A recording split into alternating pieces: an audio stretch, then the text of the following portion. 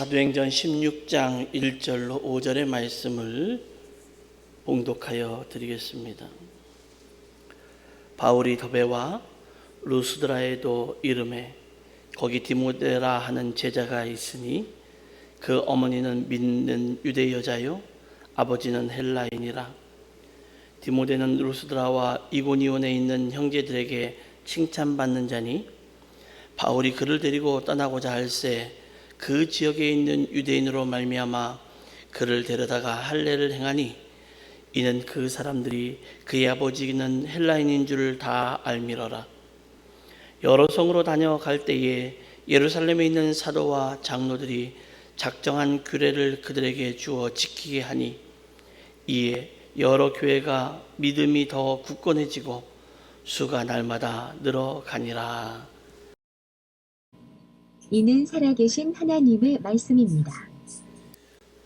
2020년이 시작된 지 벌써 열흘이 되었습니다. 여러분은 올 한 해 어떻게 보내려고 계획을 하셨습니까? 우리의 인생이란 수없이 많은 선택입니다. 이것이냐 저것이냐의 갈림길에서 선택을 잘하고 못하는 것에 따라 그 인생이 행복할 수도 있고 불행할 수도 있습니다. 대학을 진학하려는 입시생에게는 학교와 학과를 선택을 잘 해야 하고, 대학을 졸업해서 사회로 진출하려는 취업 준비생들, 우리 취준생들에게는 직업을 잘 선택해야 하며, 결혼 정년기에 있는 이들은 배우자를 잘 선택해야 합니다. 교회를 선택하려는 이들에게는 좋은 성도와 좋은 목회자를 선택해야 되는데 잘 선택해야 됩니다. 그래야 후회스러운 결과를 만들지 않기 때문에 그렇습니다. 사도행전 16장은 제2차 전도 여행으로 소아시아 여러 교회를 재차 방문하는 바울의 모습을 기록하고 있습니다. 바울은 15장에서 할례 문제로 진통을 겪고 있는 이 안디옥 교회가 다시 평정을 잘 되찾고 교회 본연의 모습을 가지게 되는 것을 보게 됩니다. 그래서 바울은 1차 전도 여행조 중에 개척한 이방 교회들을 돌아보기로 합니다. 바울이 이런 선택을 하게 된 것은 이방 여러 교회가 다신 숭배, 여러 개의 신을 숭배하는 숭배와 헬레니즘의 이교 문화에 사로잡혀 있다가 기독교로 개종한 성도들에게 복음을 듣기는 했지만 여전히 유약하고 어린 교회들이 있었던 곳들을 둘러보려고 하는 거지요. 그러므로 그들을 끊임없이 보살펴야 했고 양육해야 했습니다. 그래서 바울은 3년에 걸쳐 약 4,500km에서 한 5,600km가 되는 긴 전도 여행을 시작하게 됩니다. 그렇게 시작한 바울의 전도 여행은 1차 전도 여행 목적지였던 소아시아의 더베와 루스드라에서 일어난 일을 소개하고 있는 본문이 오늘 우리가 읽고 있는 본문이고, 또 그 이야기를 써내려가기 위한 앞부분에 해당이 됩니다. 그리고 사도행전 16장은 선택을 최상으로 잘한 아주 지혜로운 사람, 그리고 용감한 사람인 이 디모데를 소개하고 있는 장이기도 하지요. 최상의 선택을 한다는 것은 그렇게 쉬운 일이 아니에요. 뛰어난 지혜가 필요하고 또 용감한 결단이 필요합니다. 오늘 본문에 나오는 디모데가 바로 그런 사람이에요. 그래서 디모데의 그 늠름한 모습을 생각해 보면서 우리가 좀 은혜의 시간이 되었으면 좋겠습니다.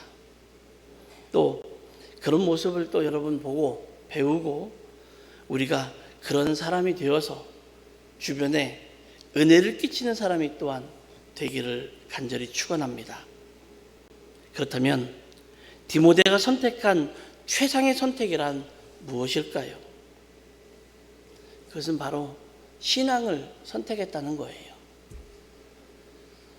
이 선택을 한 디모데를 알아보기 위해서는 그의 성장 배경을 좀 봐야 됩니다. 저 같은 경우는 밀양 박씨입니다.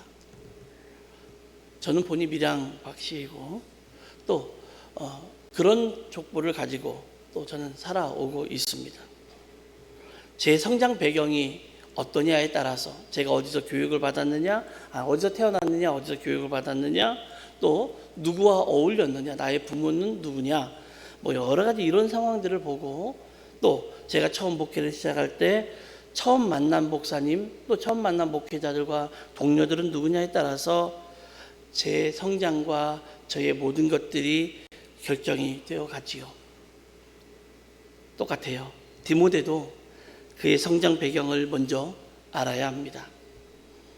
디모데는 헬라인 아버지를 그리고 유대인의 어머니 사이에서 태어났습니다. 디모데는 다른 어떤 사람보다도 아버지로부터 아버지가 자라면서 배운 사상인 이 헬레니즘의 영향을 받았고 어머니에게서는 히브리즘, 즉 유대인의 영향을 이렇게 동시에 받았던 사람이에요. 하지만 당시의 시대는 아버지를 중심으로 남자를 중심으로 하는 시대였으니 아무래도 더 사회적인 영향력이 있던 헬레니즘 영향을 받았을 것이다 라고 생각이 됩니다. 그리고 다른 어떤 사람보다도 이 두 가지 사상 중에서 헬레니즘이나 히브리즘, 그러니까 헬레니즘이나 유대인의 어떤 그런 사상을 선택할 수 있는 그런 결단을 할 수 있는 상황도 아니었어요. 이걸 선택하든 이걸 선택하든 선택은 디모데에게 자유입니다. 근데 여러분, 남성들이 모든 것들을 운영하고 좌지우지하는 시대에서는 아무래도 선택의 폭이 좁아지겠지요. 또 여성들이 모든 것을 이끌고 가는 모계사회라 해도 역시 폭이 좁아지겠지요. 디모데는 남자입니다. 그렇다면 당시 아버지의 사상인 헬레니즘을 선택해야 되는 게 당연한 거예요. 그래야 거기에 걸맞도록 수없이 많은 사람들과의 관계, 또 아버지가 쌓아놓은 명성, 아버지가 쌓아놓은 모든 인적 관리들이 이 디모데에게도 고스란히 전해지기 때문에 디모데로서는 사회생활함에 있어서 아버지의 사상을 선택하는 것이 훨씬 더 유리합니다. 또 그렇게 해야 되는 이유가 있다면 아버지의 나라의 것이고 또 젊은이들의 기호에 이게 맞아요.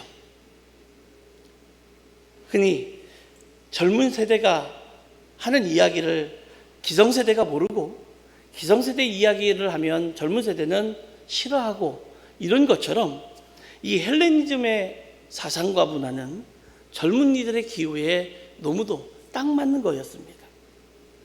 또 하나는 세계 대세를 따르는 거였어요. 요즘 한국이 전 세계의 한류 열풍을 일으키고 있는 것과 어쩌면 같은 건지도 모르겠지만은 그 시대에는 헬레니즘의 사상이 세계를 전체적으로 이끌고 가는 대세였어요. 그러니 당연히 디모데로서는 아버지의 것이고 또 젊은이들의 기호에 맞고 모든 것을 이끌고 가는 대세이기에 그것을 선택하는 것이 옳았겠지요. 그런데 디모데는 어머니의 사상인 헬레니즘을 선택합니다. 그 선택은 디모데로 하여금 위대한 하나님의 사람이 되고 또 하나님이 지켜주시고 하나님이 세워주시는 일에 결정적인 역할을 하게 되는 겁니다. 헬레니즘은 물질과 세속적 사상이에요. 다신교적 종교 사상의 중심이 될 수도 있고, 그렇게 다신교적인 종교 사상인 것에 이 헬레니즘인 것이라는 것에 반대로 히브리즘, 즉 유대인들의 이 정신적이고 종교적인 사상은 굉장히 정신적이고요, 종교적이고요. 또 헬레니즘은 다신교를 섬기고 있었다면 이 히브리즘은 유일하신 하나님을 믿는 종교 사상입니다. 디모데는 외할머니 로이스와 어머니 유니게 속에 있던 유일하신 하나님에 대하여 경건한 신앙을 자신의 마음속에 이식하는 데 성공을 합니다. 아버지의 마음, 아버지의 사상, 아버지가 가지고 있던 모든 것들을 내게로 이식하고 젊은이들이 맡고 세계 대사에 맞는 그런 사상을 따라가는 것이 아니라 할머니와 어머니의 하나님, 그 신앙을 디모데는 고스란히 물려받게 됩니다. 오늘날도 똑같은 것 같습니다. 많은 사람이 하나님이냐 세속이냐 이 선택에 서 있어요. 심지어는 신앙인들조차도 하나님이냐 세속이냐에 양다리를 딱 걸치고서 유리한 쪽으로 흔들리는 경우가 얼마나 많은지 몰라요.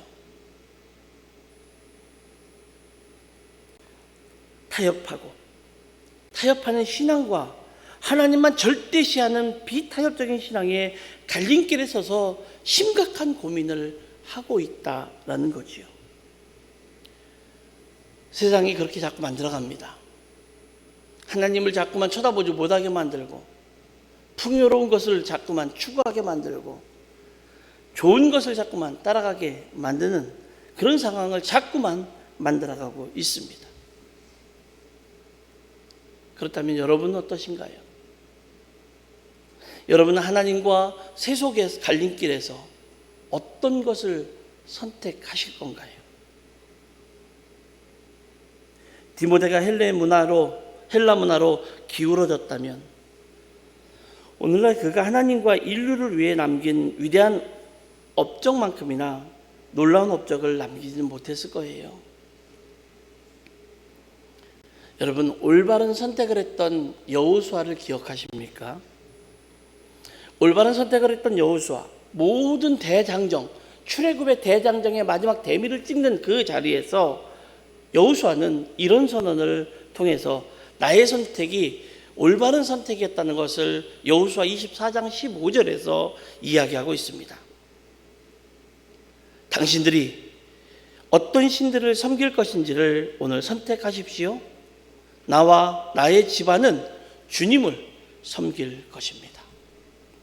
당신들이 어떤 신들을 섬길 것인지를 오늘 선택하십시오. 나와 나의 집안은 주님을 섬길 것입니다. 라고 하는 여호수아의 이 선언이 오늘날 여러분의 선언이 되시기를 간절히 바랍니다. 그래서 올해는 여러분의 선택이 디모데와 여호수아가 했던 지혜로운 선택과 같이 현명하게 선택하셔서 축복의 한 해를 만들어 가시기를 바라요. 이런 올바른 선택은 사람이 남에게 칭찬을 받는 것만은 아니에요.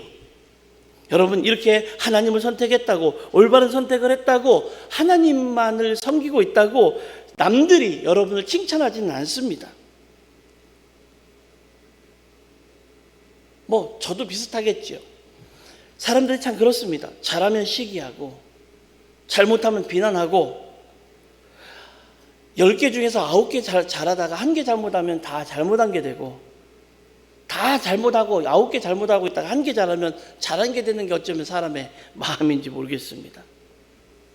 그래서 온갖 뜬소문, 온갖 헛소문을 만들어서 사람을 오해하게 만들고 사람을 매장시키기까지 하고 결국에는 죽음으로까지 몰아가는 것이 사람의 이기적인 마음 아닙니까?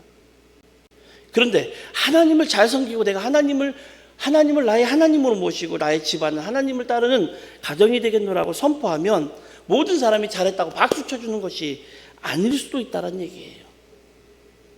그래, 너만 잘났어, 너만 똑똑해, 너만 하나님 믿는 믿음의 사람이냐라고 이야기할 수도 있다는 얘기예요. 더욱이 젊은 사람일수록 또 신앙이 뜨거운 사람일수록 남에게 칭찬받는 것은 더더욱 어렵습니다.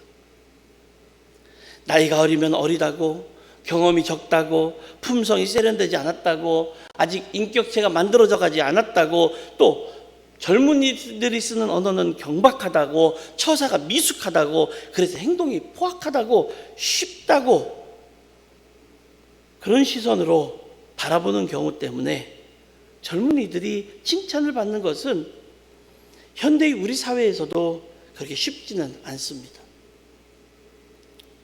그런데 어른의 중심이고 또 남성만들의 중심이고 가진 자들의 사회였던 그 당시의 시대는 어땠겠어요? 더더욱 그랬습니다.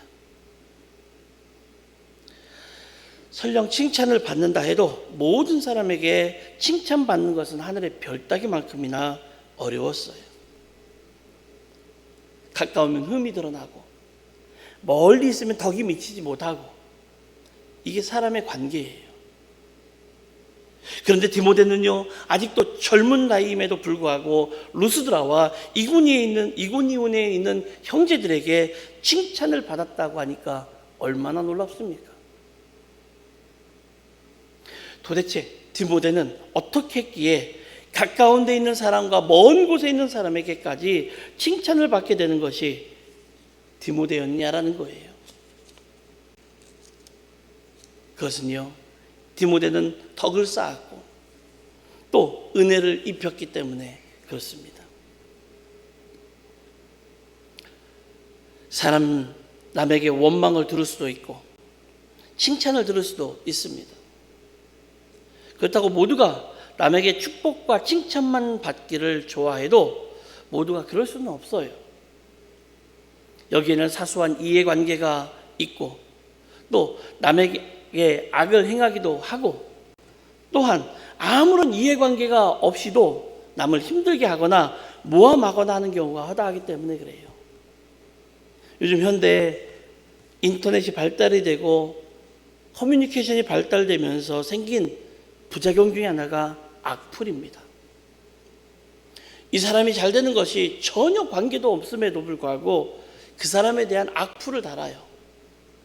그리고 그 사실관계가 확인되지 않았음에도 그 사람에 대한 모함과 그 다음에 악플은 끊임없이 이루어집니다.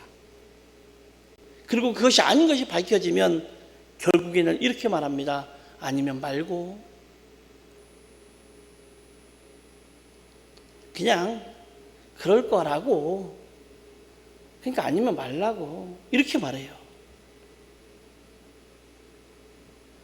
아무런 이해관계가 없는데, 아무런 관계도 없는데 그 사람을 힘들게 만들거나 모함을 해요. 이게 인간관계예요.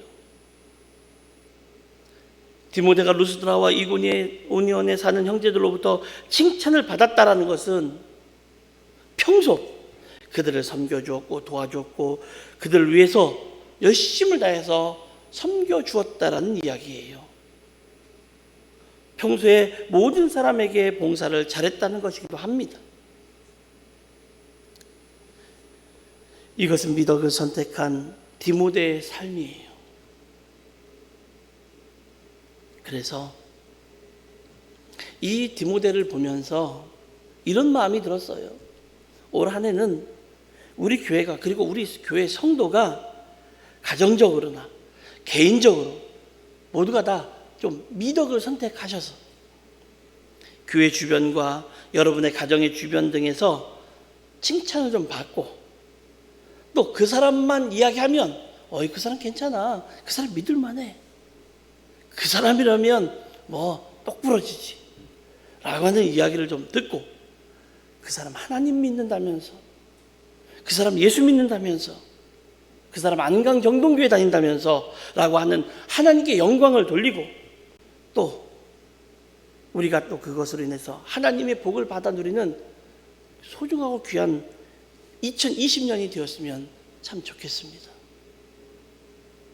덕을 쌓은 디모데가 바울을 만나기까지는 루스드라 지방에서 경건하고 단란한 가정의 귀공자로 유복한 생활을 하고 있었어요. 그랬던 것이 루스드라 지방에 전도차 왔던 바울을 만난 본 이후부터 디모데의 마음, 유복하고 아무것도 걱정할 것이 없는 생활 가운데에서 디모데의 마음에 갈등을 만들기 시작합니다. 바울이 전도하러 왔던 루스드라 지방에서 안지뱅이를 고쳐준 일 때문에 신으로 떠받침을 받을 만한, 그리고 예배를 받을 뻔했던 바울이 이 모습을 바라보면, 디모데가 이 모습을 바라보면서 그 마음에 갈등이 생겨요. 바울은 이 일로 인해서 강경하게 제지를 합니다. 내가 한 것이 아니라고. 그리고 나는 신이 아니라 여러분과 똑같은 사람이라고. 그렇기 때문에 나는 예배받을 만한 자가 아니라고 이야기를 하고, 또 계명을 통해서 군중들의 흥분을 가라앉게 하기는 했지만, 여러분, 바울은 여전히 큰 인기를 얻었어요. 요즘도 그렇잖아요.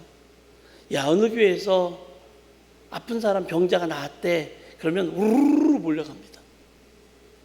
어떤 점쟁이가 이걸 맞췄대. 그러면 우르르 몰려갑니다. 어느 병원이 참 잘 고친대. 그러면 우르르 몰려갑니다. 바울도 어쩌면 그런 사회적 현상에 이끌렸던 것 같아요. 또 그 당시에는 그럴만 했겠지요. 안진뱅이가 어떻게 일어납니까? 장애를 가진 사람이 장애가 어떻게 회복이 되냐고요. 근데 바울이 그걸 고쳐줬으니 인기를 얻는 건 당연한 거예요. 그런 바울이 며칠 후에 이고니온 지방에서 또 몰려온 유대인들의 선동에 의해서 이렇게 추앙을 받았고 신으로까지 여겨질 뻔했던 바울이 돌에 맞아서 거의 죽을 지경까지 가게 돼요. 얼마 후 의식을 되찾은 바울은요, 돌무더기 속에서 헤치고 일어나서 터진 상처를 부여잡고 부러진 다리로 다시 더베를 향해서 전도 여행을 떠나는 거예요. 여러분, 바울에 대해서 잘 아시잖아요. 바울은 그의 가문이나 그가 가지고 있는 학식이나 그가 가지고 있는 재능, 그리고 그가 가지고 있는 역량과 인격으로 하려면 뭐든지 할 수 있는 사람이고 못할 게 없었던 사람이에요. 정말로 슈퍼맨 같은 사람이에요. 누리기를 원했다면 누리지 못할 영광이 없었던 사람이에요. 그런데요, 하필이면 떠받드는 영광도 마다하고 스스로 능욕을 짊어지고 가시밭길을 택한 것에 대해서 디모데가 바라볼 때는 의문인 거예요. 왜 저럴까? 왜 저럴까?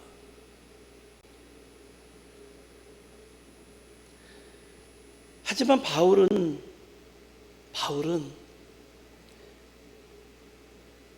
자기가 할 일이 무엇인가를 알았던 사람이죠.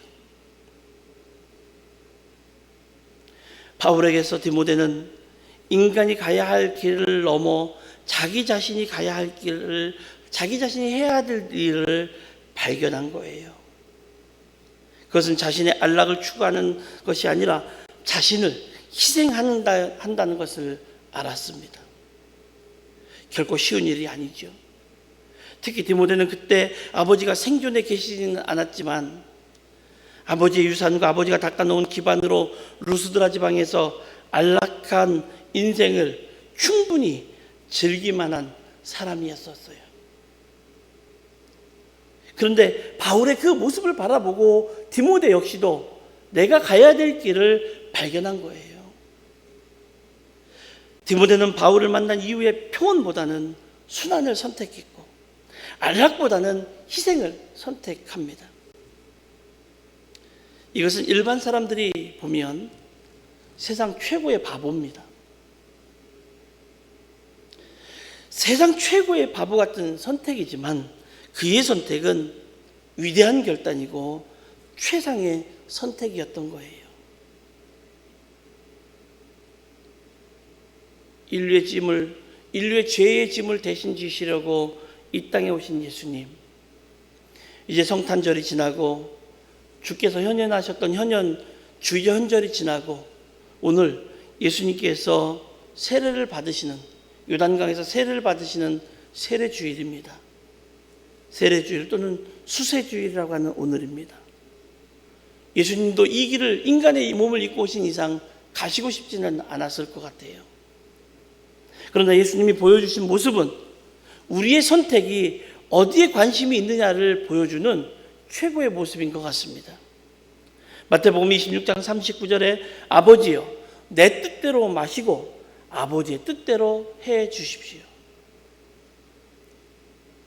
예수님인들, 인간의 육신으로 입고 오신 예수님인들, 이 어려운 길을 걸어가고 싶으셨겠습니까? 그러나 예수님께서 이 땅에 오신 이유가 아버지의 뜻을 이루기 위해서 이 땅에 오신 것이니 아버지의 뜻대로 되었으면 좋겠다고, 그렇게 가기를 원한다고 선택하시는 예수님의 모습을 우리는 보고 배워야 됩니다. 우리는 희생을 배워야 하며 귀하게 여길 줄 알아야 됩니다. 희생에는 두 가지의 비밀과 두 가지의 기적이 숨겨져 있는데 여기는 창조라는 것과 생산이라는 것이 숨겨져 있습니다. 2022년을 시작한 우리가 기억해야 할 것은 사람은 누구나 선택할 권리를 가지고 있으며 그 선택의 결과를 선택할 권리는 아무에게도 없다는 사실이에요. 무엇이든지 선택할 권리는 있어요. 그러나 그 선택의 결과를 선택할 권리는 우리에게는 없어요. 하나님께서 우리에게 다시 새해를 맞이하도록 해 주셨습니다. 굳이 거창한 목표, 거창한 계획 아니어도 좋습니다. 다만 올해는 하나님과 나를 위해서, 우리 교회를 위해서, 여러분의 가정을 위해서, 또 여러분의 직장을 위해서, 여러분의 가족을 위해서 최상의 선택을 하고 좀 더 우리가 회복되어 가면서 그 다음에 이 나라와 이 민족을 위해서, 그리고 우리가 살고 있는 이 사회를 위해서, 또 조금 더 작은 의미로 우리가 살고 있는 이 지역을 위해서 다시금 하나님께 마음을 드리고 생각을 드리고 우리의 희생을 드리는, 그래서 최상의 선택을 하며 살아가는 최고의 해가 2022년이 되도록 우리의 삶을 하나님께 드리는 그 귀하고 놀라운 역사가 여러분의 삶과 여러분의 신앙의 여정 가운데 충만하게 임하기를 예수님의 이름으로 축원합니다.